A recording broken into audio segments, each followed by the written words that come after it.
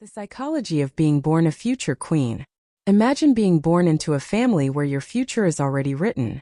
Before you can understand what a crown means. Before you can choose your own career.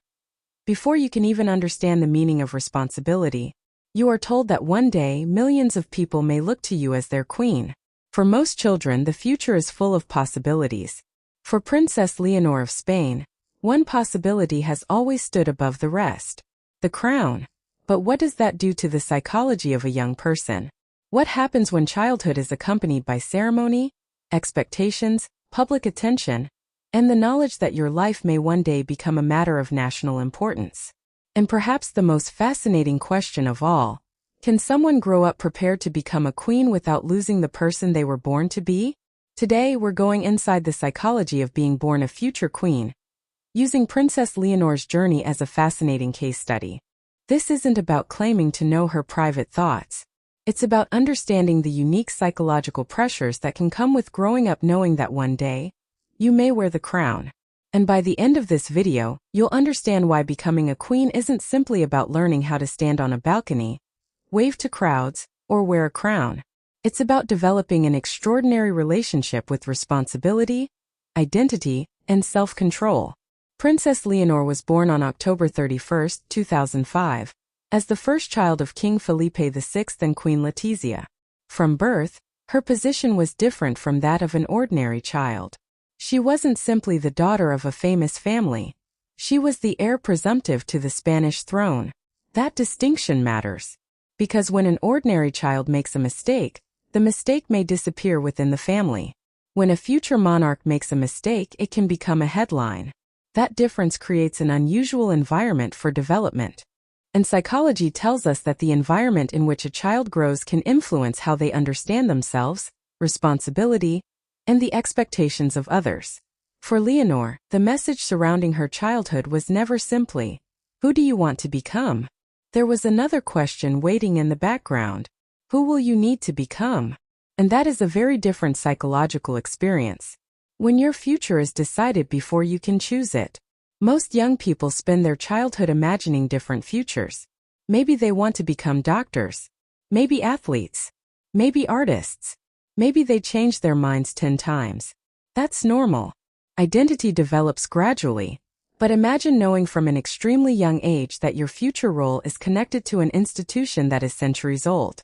There is no ordinary career change. There is no simple resignation. There is a constitutional responsibility waiting ahead. That can create something psychologists often describe as a powerful sense of role identity. Leonor isn't simply Princess Leonor as a title.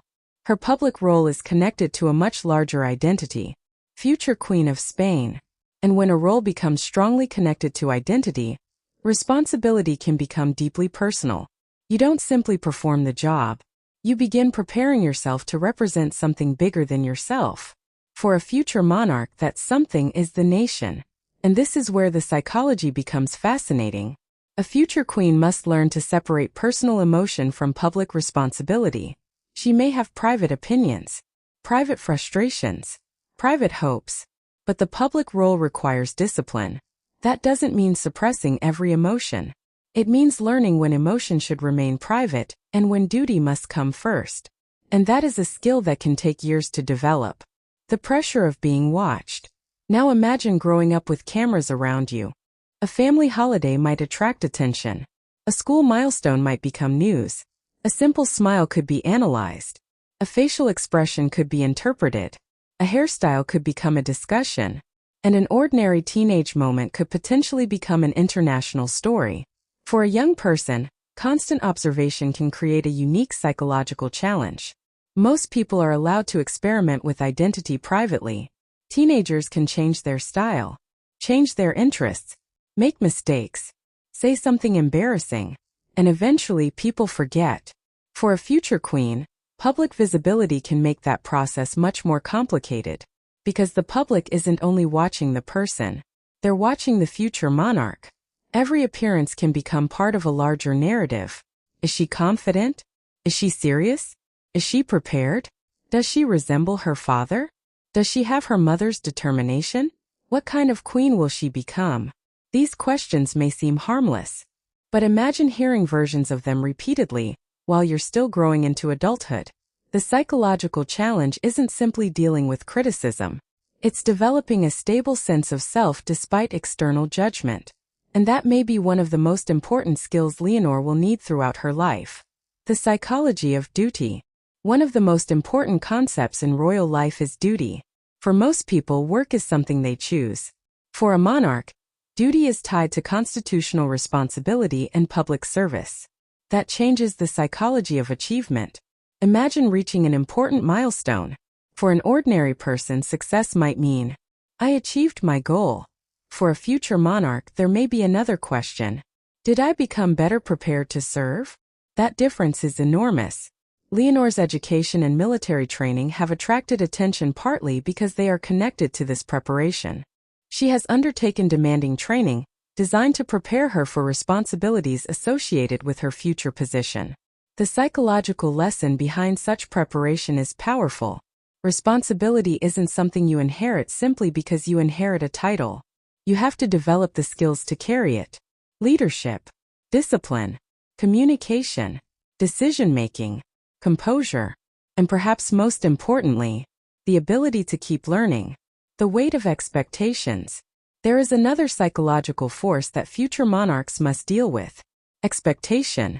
People may expect Leonor to be intelligent, elegant, disciplined, patriotic, prepared, modern, relatable, traditional, strong, and compassionate. But here's the problem. Those expectations can sometimes contradict each other. People want a future queen who represents tradition, but they also want someone who understands modern society. They want confidence, but not arrogance, strength, but not coldness, privacy, but also accessibility, Tradition, but also change. That creates an incredibly complicated psychological balancing act. And it is one reason why public figures can rarely satisfy everyone.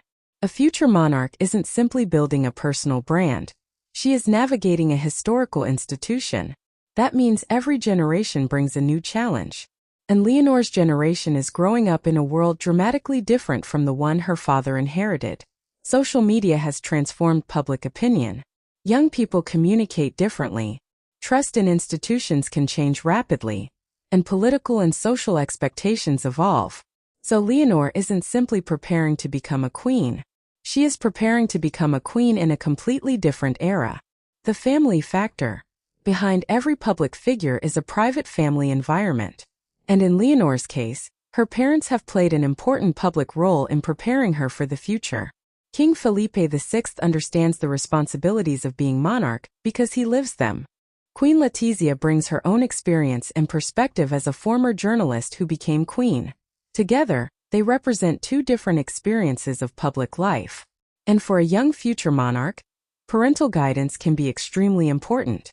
Children learn not only through instructions, they learn through observation. How does a parent respond to criticism? How do they behave under pressure? How do they handle mistakes? How do they speak to people? How do they maintain composure? These everyday examples can become powerful lessons. Leonor has also grown up alongside her younger sister, Infanta Sofia.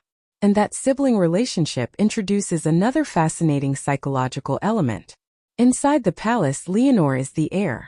But inside the family, she is also simply an older sister.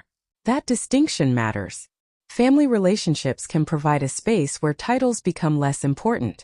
A place where someone can simply be a daughter or a sister. And maintaining that human side may be especially valuable for someone whose public identity is constantly emphasized. The fear of failure. Here's something we rarely discuss about future leaders. What does failure mean when millions of people are watching? Failure is part of normal development. Young people make mistakes. They learn. They adjust. They try again. But when mistakes become public, the psychological experience can be different. A future queen must learn that perfection is impossible. No monarch can please everyone. No speech will satisfy every critic. No decision will receive universal approval. No public appearance will be interpreted exactly the same way by everyone. So one of the greatest psychological challenges may be learning to accept imperfection while still maintaining high standards. That's a delicate balance. Too much fear of failure can produce hesitation. Too little awareness of consequences can produce recklessness. Effective leadership requires something between the two: confidence without arrogance, and caution without paralysis. That balance will likely become increasingly important as Leonor moves closer to the throne. Privacy and personal identity. Perhaps one of the hardest psychological questions for a future queen is, where does Princess Leonor end and Queen Leonor begin? That question may sound philosophical, but it's incredibly practical. Public life requires a role. Private life requires authenticity, and maintaining both can be difficult. A monarch needs a public personality, but a human being also needs personal space. Friends, family, interests, moments away from cameras. The challenge is maintaining enough privacy to develop naturally, while still fulfilling an extraordinary public responsibility. And this is why the way Leonor manages her public image matters. Not because every appearance reveals her private personality. Doesn't. But because every public appearance contributes to how the institution of the monarchy is perceived. That means she is learning not only how to represent herself, but how to represent something larger than herself. The crown as a psychological symbol. A crown is more than an object. Psychologically, it represents responsibility, history, continuity, authority, and expectation. When Leonor eventually becomes queen, she won't simply inherit a ceremonial symbol. She will inherit a role shaped by generations before her. That can create something psychologists might describe as a powerful connection between past, present, and future identity. She will be expected to respect tradition, but she will also need to understand the society of her own time. That means her greatest challenge may not be choosing between tradition and modernity. It may be learning how to connect them. And that could define her reign. Can a future queen still be herself? This may be the biggest question of all. When someone is born into a predetermined role, how much freedom do they really have to create their own identity? The answer may be more complicated than we think. Leonor cannot choose whether she is heir to the Spanish throne, but she can influence how she carries that responsibility. She can choose how she communicates, how she learns, how she responds to challenges, how she connects with people, how seriously she takes preparation, and ultimately what kind of monarch she wants to become. The title may be inherited, but leadership style is developed, and character is built over time. That's why watching Leonor grow is so fascinating. We aren't simply watching a princess become an adult. We're watching a young woman prepare for one of the most demanding public roles imaginable. Part 10: The Future Queen. So what does it really mean to be born a future queen? It means growing up with a responsibility that most people will never experience.